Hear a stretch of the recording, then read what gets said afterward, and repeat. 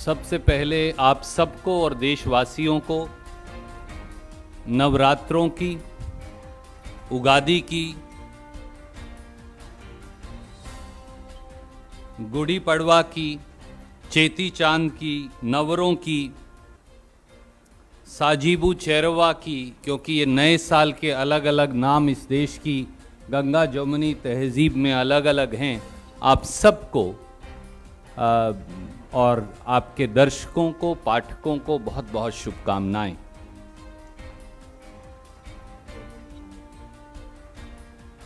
भारतीय सभ्यता में नव वर्ष खुशी का दिन है, पर यह नव वर्ष मोदी सरकार में महंगाई की पीड़ा लेकर आया है। इस देश में महंगाई अब एक इवेंट बन गई है। देश महंगे मोदीवाद से त्रस्त और पस्त है। भाजपा की चुनावी जीत देश के लोगों से लूट का लाइसेंस हो गई है और केवल अब 1 अप्रैल से जो महंगाई बढ़ रही है उसका आपके ऊपर क्या बोझ आएगा वो मैं आपको एक आंकड़ा दूंगा। 1 अप्रैल 2022 से देशवासियों के ऊपर महंगाई से पड़ने वाला बोझ है, चौंकिए मत, 1,25,407 करोड़ रुपया। I repeat, the new year gift of BJP and Modi government is Indians burdened with price rise of 1,25,407 crores. Don't be shocked. Do not be surprised. These are the facts which I'm just about to give to you.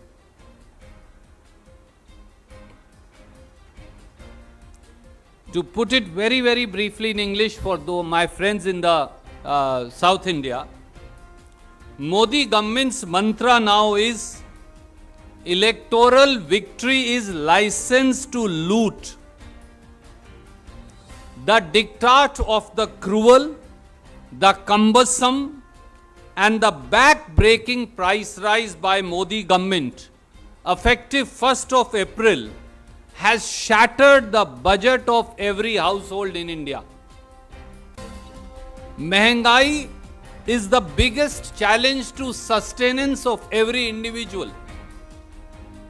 Mehengai is attacking the lives and livelihoods of every household.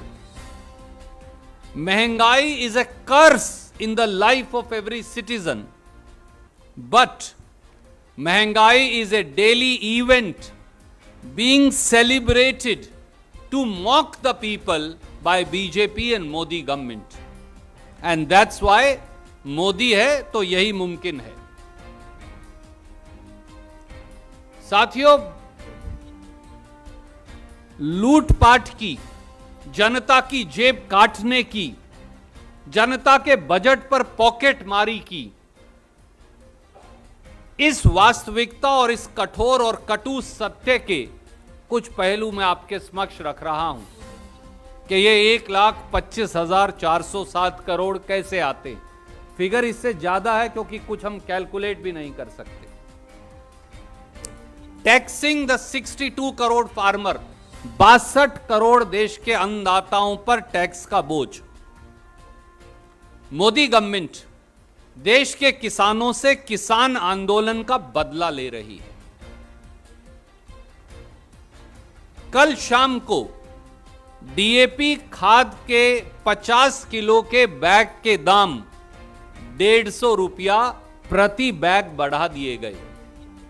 यानी अब DAP खाद का एक bag 1200 रुपया से बढ़कर 1350 रुपया प्रति बैग हो गया।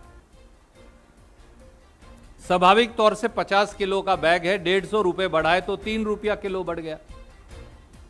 देश में 1,20,00,000 टन डीएपी खाद का इस्तेमाल देश का किसान सालाना करता है। सालाना खपत है 1,20,00,000 टन, ये पिछले साल का डेटा है। तो 1,20,000 करोड़ टन मल्टीप्लाइड बाय 3 रुपया। एडिशनल बर्डन यानी किसान की जेब काट के डीएपी से अकेले से मोदी जी और बीजेपी वसूली कर रही है 3600 करोड़, 3600 करोड़। अब एनपीके पे आ जाइए। देश में सबसे ज्यादा खपत है, क्योंकि मैं खुद किसान हूं, यूरिया की, फिर डीएपी और एनपीके की। ये लगभग बराबर है, एनपीके यूरिया से डीएपी से थोड़ा ज्यादा। एनपीके के 50 किलो के एक कट्टे का दाम, एक बैग का दाम 1290 रुपया से बढ़ाकर कल 1400 रुपया कर दिया। यानी एनपीके के 50 किलो के एक बैग में 110 रुपये की बढ़ोतरी मोदी जी ने, भारतीय जनता पार्टी ने की। देश में लगभग 17 मिलियन टन एनपीके का सालाना किसान इस्तेमाल करता है, एनपीके खाद का। तो बढ़ोतरी हुई 2 रुपया 20 पैसे प्रति किलो, जब 110 रुपया 50 किलो के बैग में बढ़ाएंगे तो बढ़ोतरी हुई 3,740 करोड़, 3,740 करोड़। तो अकेले खाद की बढ़ोतरी से, अगर मैं आपको कैलकुलेट करूं, 7,340 करोड़ रुपया की वसूली अकेली डीएपी और एनपीके खाद में बढ़ोतरी से इस देश के 62 करोड़ अन्नदाताओं से मोदी सरकार ने कल 1 अप्रैल से लागू कर दिया। दूसरा हिस्सा, आजकल पेट्रोल डीजल की कीमत बढ़ने का good morning gift Modi ji देते हैं। हर रोज गुड मॉर्निंग गिफ्ट, चाय की प्याली बाद में और पेट्रोल डीजल की कीमत पहले, गुड मॉर्निंग गिफ्ट मिलता है। आज 10वीं बार पिछले 12 दिन में पेट्रोल और डीजल की कीमत बढ़ी है। पिछले 12 दिन से लगातार बढ़ रही है, 10 बार बढ़ चुकी 12 दिन में। तो केवल आप यही मान लीजिए, यही पिछली जो 10 बार बढ़ी है 12 दिन में, ये आज के 80 पैसे मिलाकर बनते हैं 7 रुपया 20 पैसे प्रति लीटर। एम आई राइट? 7 रुपीज 20 पैसा, 7 rupees 20 paisa increase for my friends on the right side who are sitting in 10 times in 12 days per liter.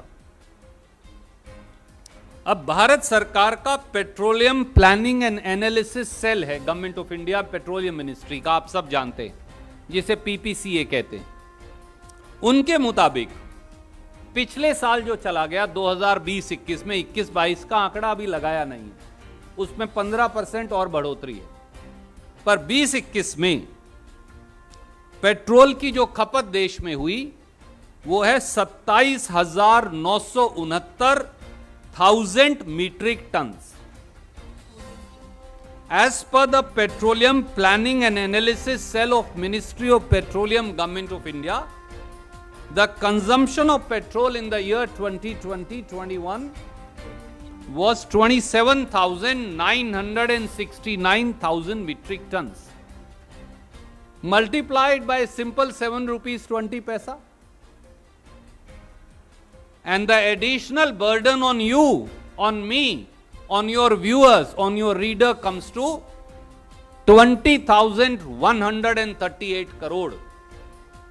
केवल पिछली 12 दिन में जो पेट्रोल डीजल की कीमत बढ़ी है, उनका सालाना अतिरिक्त खर्चा साधारण व्यक्ति, नौकरी पेशा व्यक्ति, गरीब, किसान, मजदूर, आप सब पत्रकार समेत आपकी जेब से निकाल रहे हैं मोदी जी 20,138 करोड़।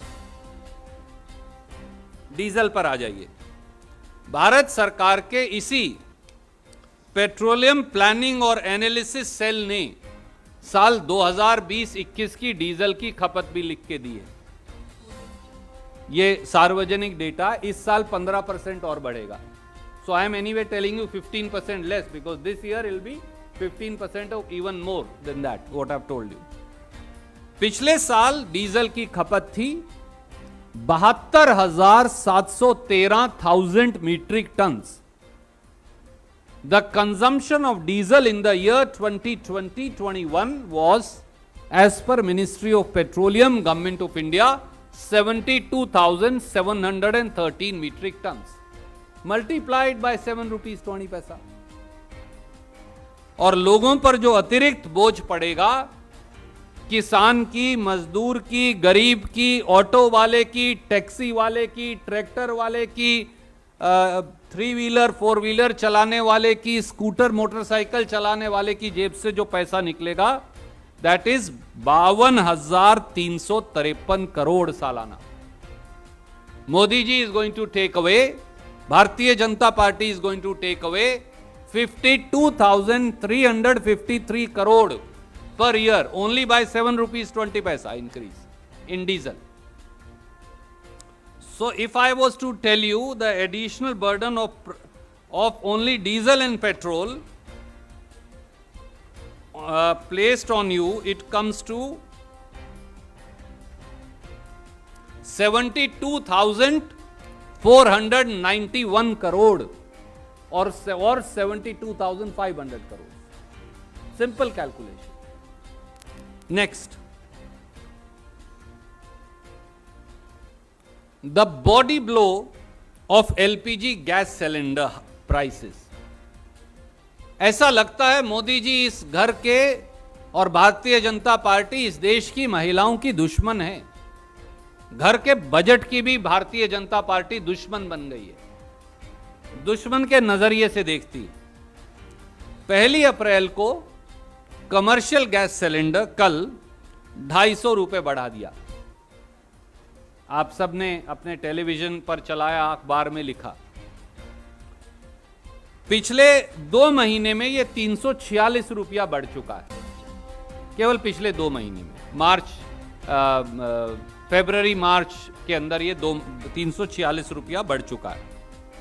पिछले 8 साल में 845 रुपया बढ़ चुका है. अब तो पकोड़े तलना भी मुश्किल हो गया. मोदी जी कहते थे पकोड़े तलो, कहां से पकोड़े तलें, बाहर खाना मुश्किल हो गया, रेडी पर खाना मुश्किल हो गया. अब आ जाइए घर का, गृहिणियों का, हमारी बहनों का, माताओं का. उनका गैस सिलेंडर 22 मार्च 2022 को 50 रुपया बढ़ाया, और अगर मैं सितंबर और अक्टूबर का रेट भी मिला लूं, जो 2 बार बढ़ाया था, तो 131 रुपया घर का गैस सिलेंडर, रसोई का गैस सिलेंडर बढ़ चुका. 131 रुपया. कमर्शियल अब छोड़ दीजिए. भारत सरकार के पेट्रोलियम, इसी मंत्रालय petroleum planning and analysis cell के मुताबिक पिछले साल, इस साल तो और बढ़ेगी खपत, पिछले साल एलपीजी की जो खपत हुई थी वो थी 27,384,000 metric turns.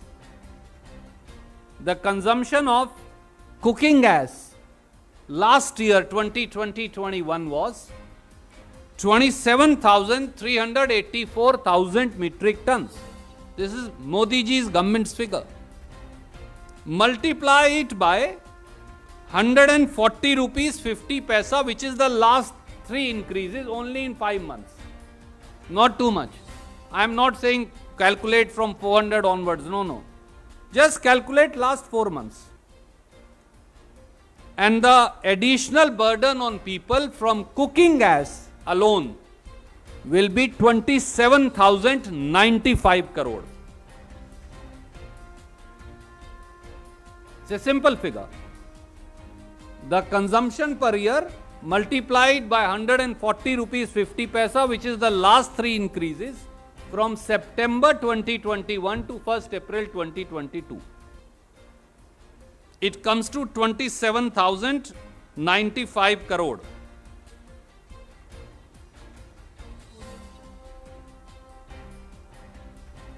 So from petrol, diesel and cooking gas, only these current increases, Modi government is earning 99,586 crore.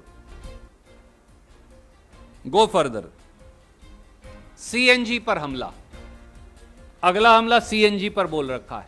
अब पेट्रोल डीजल लोग खरीद नहीं सकते, इसलिए किसी ने अपनी छोटी कार में एक सीएनजी का सिलेंडर लगवा लिया। कोई सीएनजी का ऑटो चलाता है, सीएनजी की टैक्सीज हैं, सीएनजी के बस हैं, सारी सीएनजी के ट्रक हैं।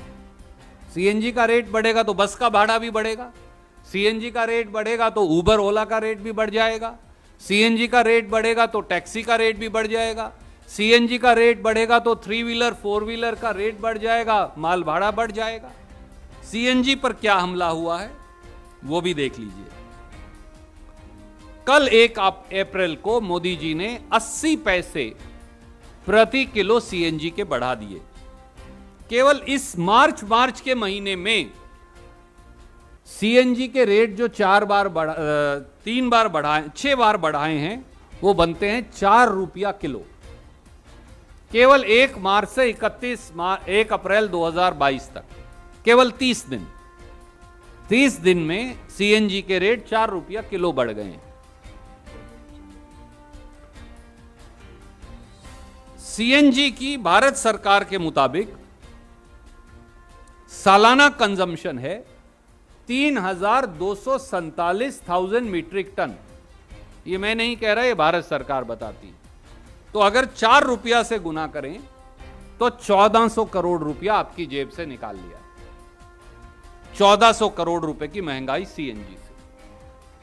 अब सब पीएनजी पाइप्ड नेचुरल गैस घर में जो पुरुष महोदय यहां बैठे हैं और आपके दर्शक पाठक देख रहे हैं, जो उनसे पूछिए धर्मपत्नी से कि घर में पाइप नेचुरल गैस है सब जगह।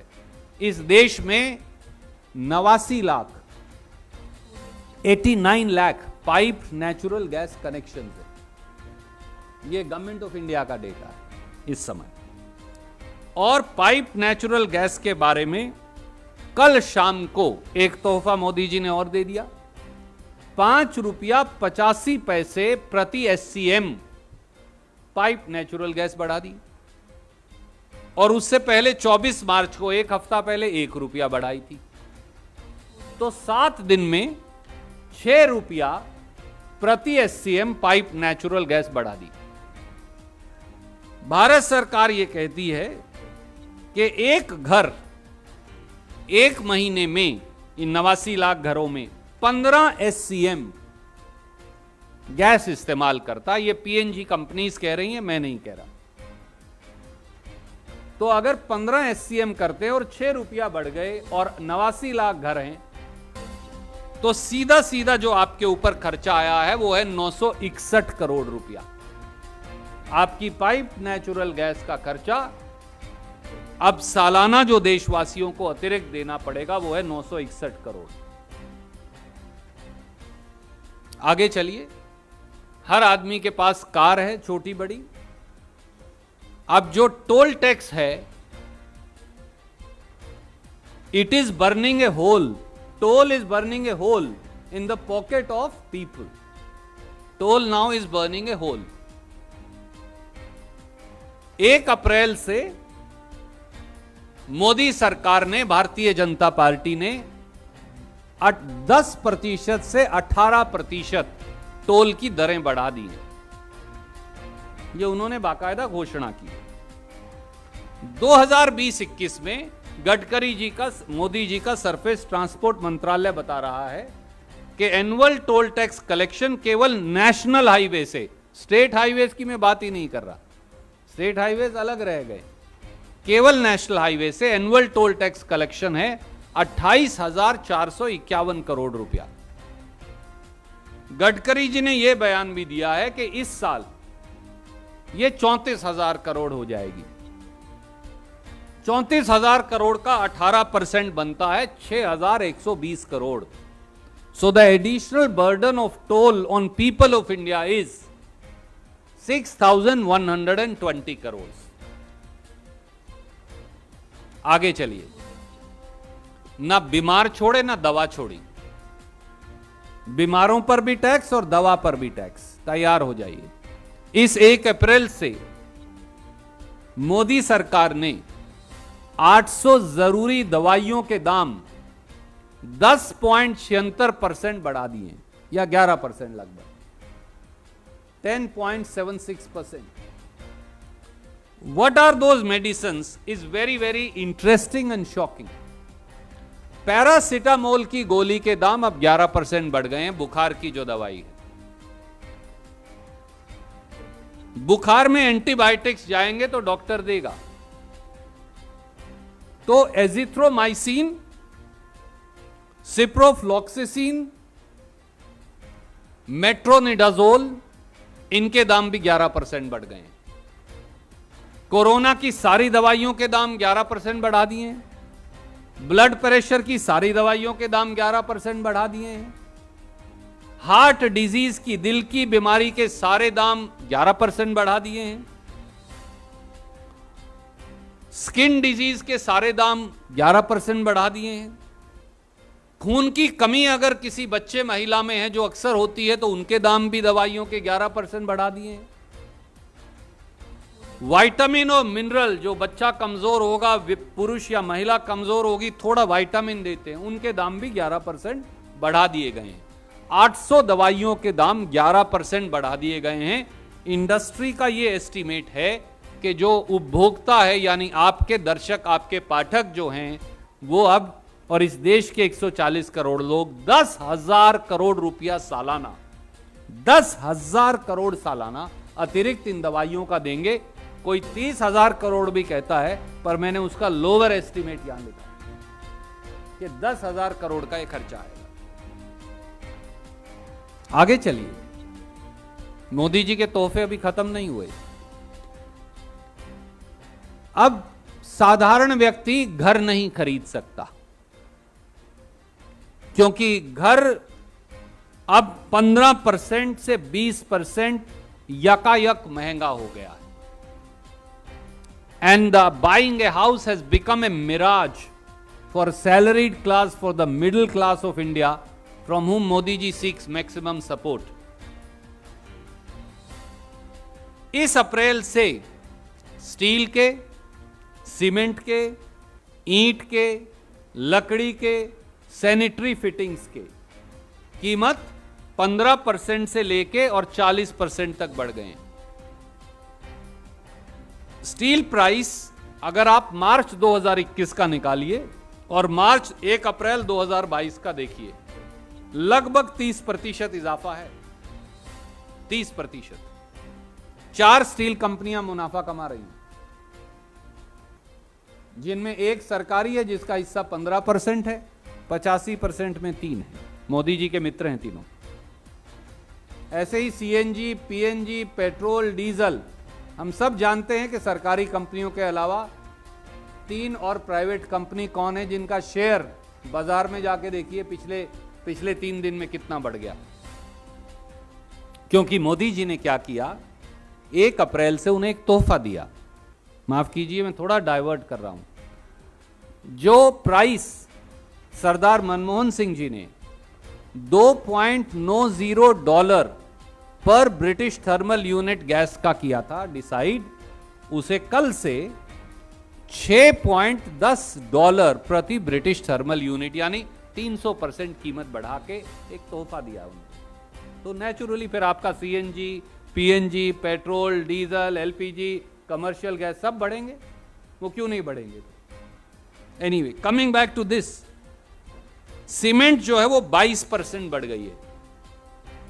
कॉपर और एल्यूमिनियम जो है, कॉपर 40%, एल्यूमिनियम 44% बढ़ गया है.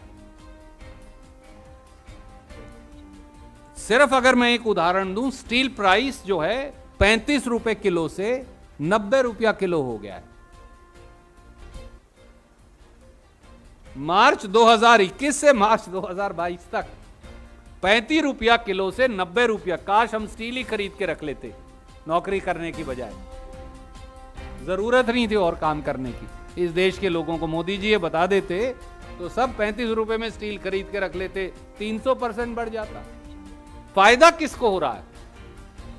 मोदी जी के उन 4 मित्रों को, जिनको आप सब जानते हैं, who make 85% of India's steel.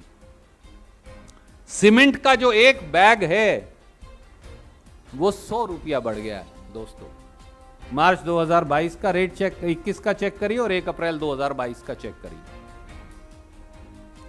तो कहां से लोग घर खरीदेंगे और हर व्यक्ति को घर का सपना पूरा होगा कैसे?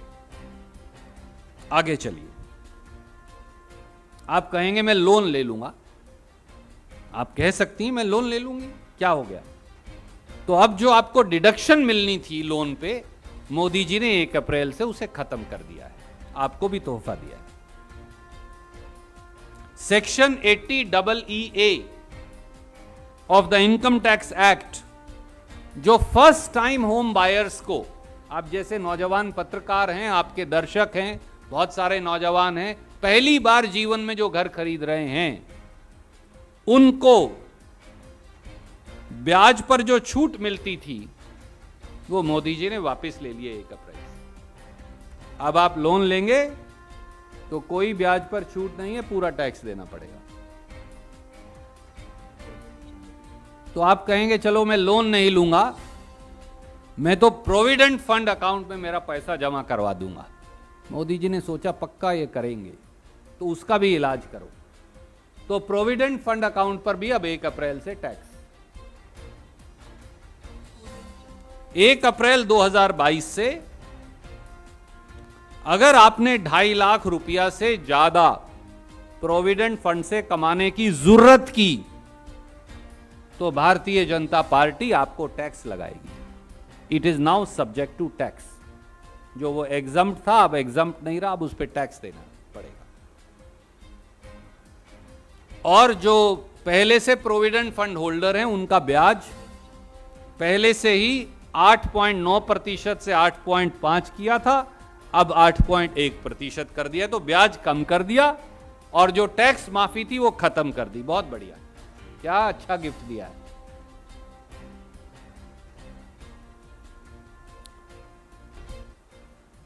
आपका जो पैसा आता है, और आप सब नौकरी, ज्यादातर लोग यहां नौकरी मजदूरी छोटा छोटा व्यवसाय करते हैं, आधार और पैन लिंकिंग का एक नया रैकेट शुरू किया है।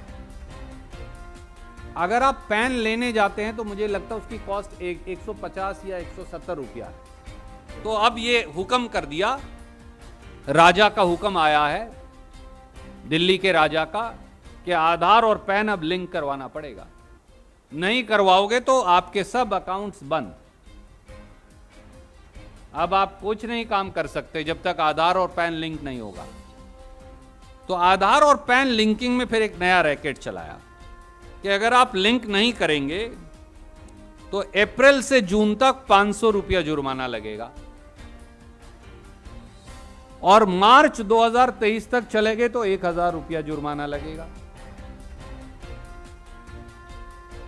नया पैन कार्ड लो तो 107 रुपए का मिलता है, जुर्माना 500 रुपया। ये साहब बहुत, राजा का बहुत अच्छा हुक्म है। नया पैन कार्ड की कॉस्ट 107 रुपया है, परंतु जून तक लिंक नहीं करवाया तो जुर्माना 500 रुपया है, और 2023 तक 1000 रुपया है। तो कई करोड़ भारतीयों के पास आधार कार्ड हैं। मेरे ख्याल से 80 या 90 करोड़ के पास कह रहे थे कि, जो मोदी जी एक दिन पार्लियामेंट में बता रहे थे, और शायद 20-25 करोड़ के पास पैन कार्ड है। तो 25 करोड़ को 500 रुपए से गुणा करके देखिए। मैंने तो कैलकुलेट करके वो ऐड भी नहीं किया, क्योंकि अभी तो लगना है। फाइन जब आपको लगेगा फिर हम वो डेटा डालेंगे अगले साल कि जो गिफ्ट आएगी उसके साथ डालेंगे। अब कार खरीदने के बारे में भी मत सोचिए, राजा का हुक्म आया है। क्योंकि मारुति सुजुकी सबसे बड़ी कार कंपनी, आपको पता है 70% कार हिंदुस्तान में उनकी अकेली है। तो उन्होंने अब 4 बार इस महीने दाम बढ़ा दिए, 4 बार। तो इसलिए अब कार खरीदने की सोच रहे हैं तो 2 बार सोचिएगा। 4 बार मारुति के दाम बढ़ा दिए। उसके बाद टाटा है, टाटा ने अब 2.5% बढ़ाने का निर्णय कर लिया। तीसरी टोयोटा कंपनी है हिंदुस्तान में, उन्होंने 4% बढ़ाने का अनाउंस कर दिया। और अगर खरीदेंगे तो आप कहीं इंश्योरेंस ना करवा लें, इसलिए 1 अप्रैल से थर्ड पार्टी इंश्योरेंस भी बढ़ा दिए मोदी जी ने।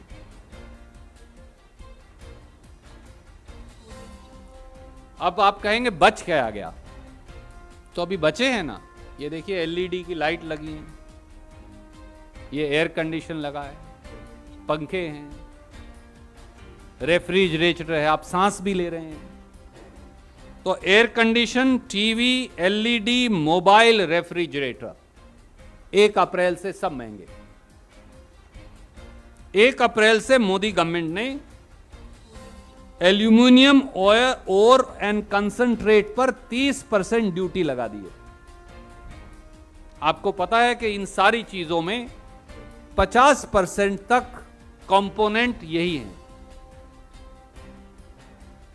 एएनआई का ध्यान चाहूंगा, सिद्धार्थ जी का। तो 1 अप्रैल से अब 30% ड्यूटी है एल्यूमिनियम ओर और कंसंट्रेट पर। तो टेलीविजन, एसी, रेफ्रिजरेटर सब हार्डवेयर महंगे। इसके अलावा जो एसी का कंप्रेसर है वो हम कम बनाते हैं, ज्यादातर उसके कंपोनेंट मंगवाते हैं, तो उसके ऊपर भी ड्यूटी लगा दी है। तो एसी मत खरीदिएगा, कूलर से काम चलाइए। पर कूलर में स्टील और एल्यूमिनियम या लोहा यूज होगा, वो 35 से 95 रुपया हो गया है। और जो एलईडी बल्ब है उसमें 6% जो रीएम्बर्समेंट ड्यूटी है वो अब एलईडी के मटेरियल पे लगेगी। तो इन सब के दाम 15% से 30% तक बढ़ जाने वाले। हिंदुस्तान का अब कोई नागरिक नहीं बचा दोस्तों जिसकी जिंदगी पर 1 अप्रैल से बोझ नहीं पड़ेगा और जिसकी पॉकेट मारी मोदी सरकार और भाजपा नहीं करेगी। कोई प्रश्न आप पूछना चाहें, स्वागत।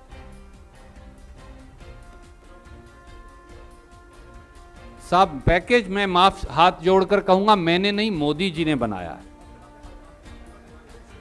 उन्होंने जो छुपाया था मैंने तो केवल आपको बताया है। पैकेज उन्होंने दिया है।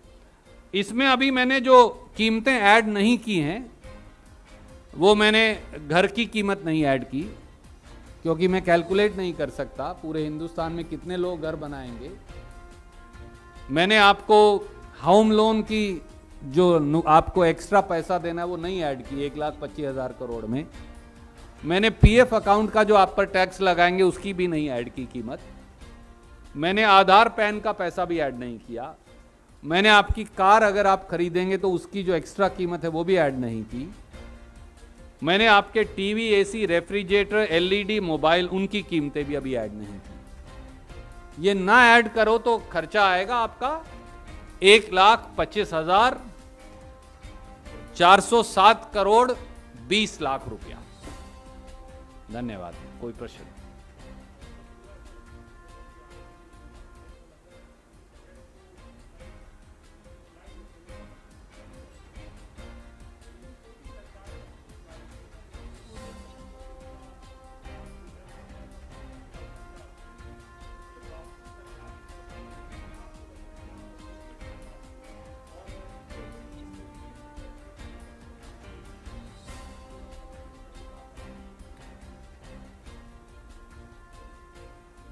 जैसा मैंने कहा था, भाजपा की चुनावी जीत अब इस देश में लूट का लाइसेंस बन गई है। चुनाव तक कीमतों में ब्रेक लगाते हैं, हिंदू मुसलमान करवाते जाते हैं और उसके बाद जनता की जेब लूटने लग जाते हैं। हां, एक बात माननी पड़ेगी मोदी जी और भाजपा की, एक मामले में वो धर्मनिरपेक्ष हैं। वो हिंदू और मुसलमान में कोई भेदभाव नहीं करते। वो महंगाई है, अकेले मुसलमान पर नहीं हिंदू पर भी लगाते हैं और बराबर लगाते हैं। अब ये अलग बात है कि हमारी संख्या इतनी ज्यादा है कि वो सारा पैसा हमें ही देना पड़ता है। तो इस मामले में मोदी जी धर्मनिरपेक्ष भी है। महंगाई के मामले में वो धर्मनिरपेक्ष है। वहां वो धर्म नहीं देखते, जात नहीं देखते, क्षेत्र नहीं देखते, सब पर बराबर लगाते हैं। और इसीलिए 1,25,407 करोड़ से अब आपकी जेब लूटी है। सच्चाई यह है मेरे साथी, सत्ता का अहंकार सत्ता में बैठे हुक्मरानों के सर चढ़कर बोल रहा है, क्योंकि उन्हें एक बात समझ में आ गई है कि देश को धर्म के आधार पर बांटा जा सकता है। धर्म के आधार पर बांटिए, पूंजीपतियों की जेब में पैसा डालिए, वो पैसा चुनाव में इस्तेमाल करिए और लोगों को बेवकूफ बनाइए। वो ये कर रहे हैं, ये कड़वा सत्य। Any other question? You welcome to ask. Thank you. Okay, इसके अलावा भी कुछ बच गया? आप yes, we'll go with you today first.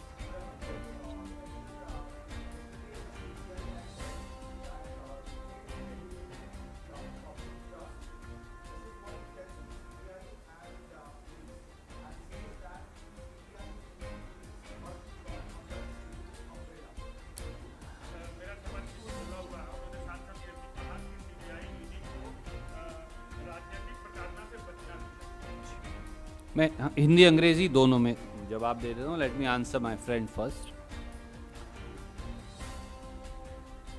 देश के मुख्य न्यायाधीश ने जो गहन और गंभीर चिंता व्यक्त की है,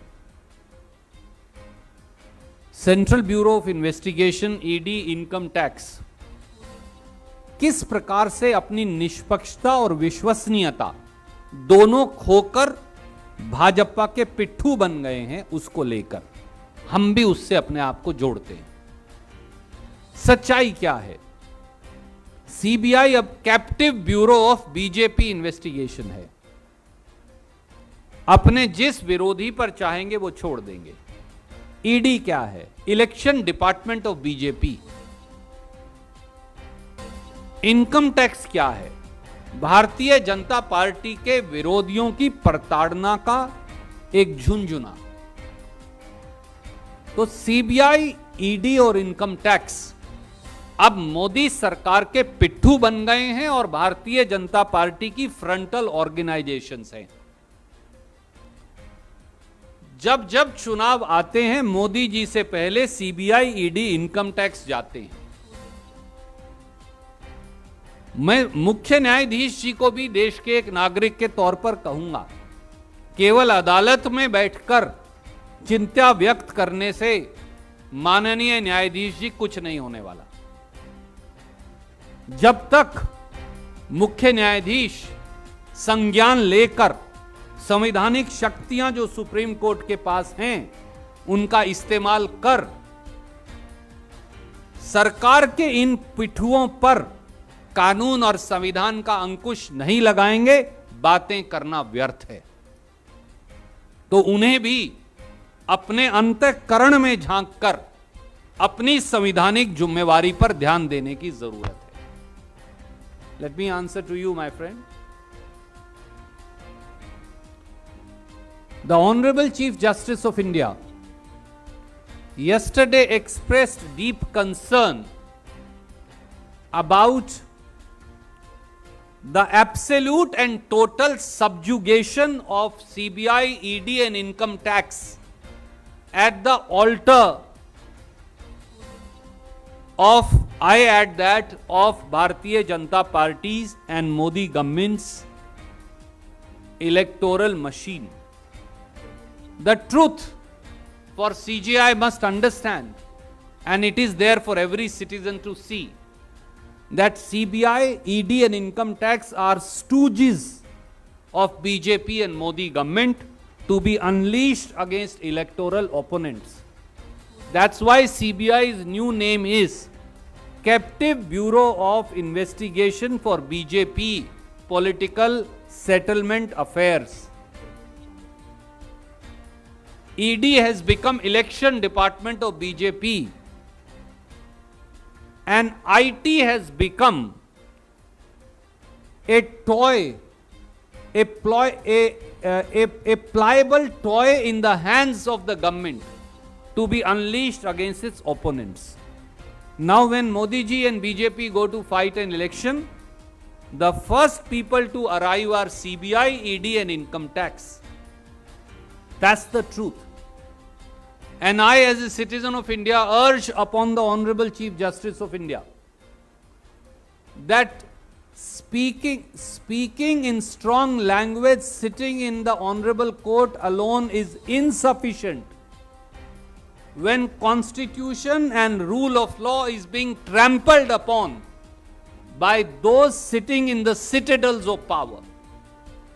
The Honorable Chief Justice and his companion judges of the Supreme Court will have to walk further, exercise their duty under Article 136 of the Constitution,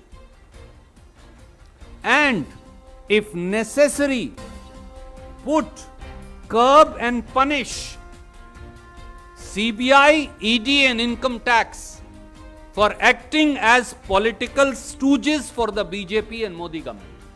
Thank you.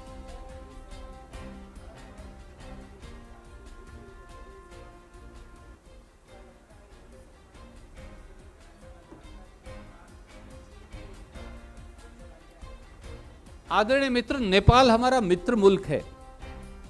Nepal के लोगों की तो रेजिमेंट हमारी सेना में है। यह सच है कि चीन नेपाल के अंदर लगातार दखल अंदाजी कर रहा है, जो चिंता का विषय है। उन सब पर प्रधानमंत्री जी को, संसद को और पार्टियों को विश्वास में लेना चाहिए। पर नेपाल के लोग और नेपाल की सरकार पारंपरिक तौर से दशकों से, जब से हिंदुस्तान का गठन हुआ और हिंदुस्तान ने नेपाल के साथ मैत्री पैक्ट किया, तब से वो हमारा मित्र है, लोग भी हमारे मित्र हैं।